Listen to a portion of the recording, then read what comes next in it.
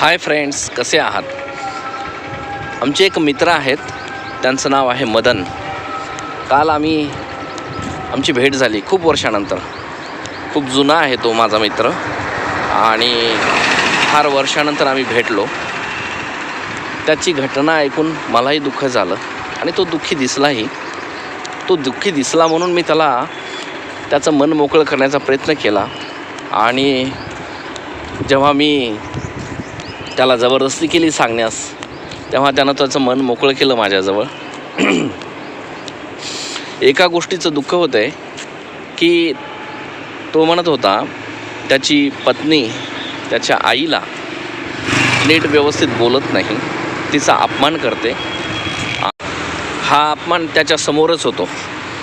म्हणजे अशा बायकांना मी सांगू इच्छेन, मग यासारख्या अशा अनेक असतील, की पहा माझ्या बहिणींनो किंवा त्यांच्या बायकांनो,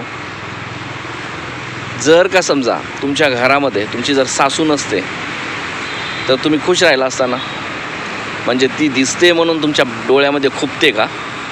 असं नाही करायचं. तुम्ही शहाणे आहेत तिच्यापेक्षा जास्त शिकलेले आहात ना, मग तुमच्या शिक्षणाचा काय अर्थ आहे का? माती शिकला का? माती कॉप्या करून पास झाले असेल तेव्हाच तुम्ही असे राहता ना, बदमाश कुठले. त्या माझ्या मित्राने जर तुझ्या आईवडिलांना जर व्यवस्थित नीट नाही बोलला तर तुला अपमान वाटणार नाही? वाईट वाटेल ना तुझ्या घरामध्ये त्यांचा अपमान झालेला. तो मदन हा त्यांच्या सासू सासऱ्याची खूप व्हॅल्यू करतो. घरी आल्यावर मान पान सन्मान, त्यांचं दर्शन घेणे, पाया पडणे. आणि हिला म्हणे थोडंसंही हिचं पाहवत नाही. असं नाही करायचं. तिचं वय वर्ष 50च्या पुढे गेलेलं आहे म्हणे, तो सांगत होता. 50च्या समोरच्या ज्या काही घरातल्या स्त्रिया असतील त्या तुमच्या मुलांसारख्याच असतात. लहान मुलांसारखंच त्यांचं वागणं व्हायला लागतं. त्यामुळे तुम्ही तुमच्या मुलांबाळांना जसे समजून घेता तसेच यांनाही समजून घ्या आणि एक स्वाभिमानाने जगा. तुम्हाला असं वाटायला लागेल की तुम्ही हे समजून घेता म्हणजे तुमचे विचार खूप श्रेष्ठ आहेत आणि तुम्हाला तुमच्या स्वतःवर आत्मविश्वास वाटायला लागेल, तुमचा स्वाभिमान वाढायला लागेल आणि जीवनामध्ये तुम्ही सक्सेस होणार. मग सक्सेस कशात असतं? मंदिरात दगडाच्या समोर डोकं आपटल्यानं सक्सेस मिळतो? नाही.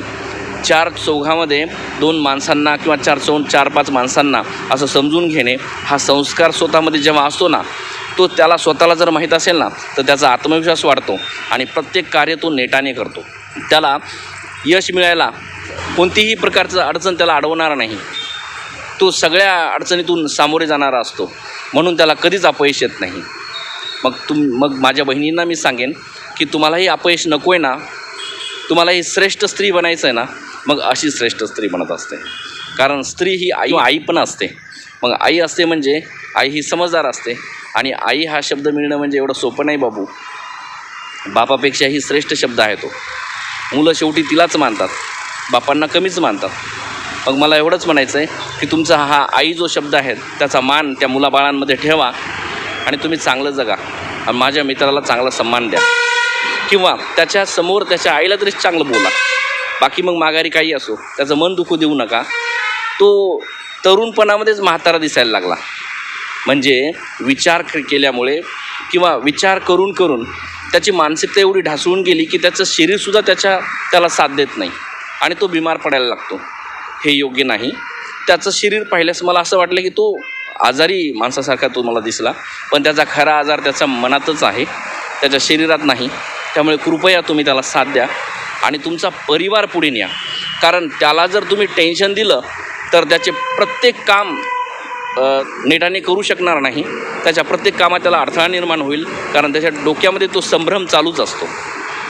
आणि त्याचा सर्वात श्रेष्ठ जवळचा मित्र म्हणजे तुम्हीच असता, म्हणजे त्याची पत्नी. मग तुम्हीच जर त्याच्यासोबत असे राहिले किंवा सर्वात जवळच्या व्यक्तीने जेव्हा धोका दिला तेव्हा त्या व्यक्तीला फार वाईट वाटत असतं. तर असं करू नका. तुम्ही चांगले राहा म्हणजे तोही चांगला राहील आणि परिवार सुधारायला वेळ लागणार नाही. तुम्ही लवकर पुढे जाणार. Goodbye. धन्यवाद.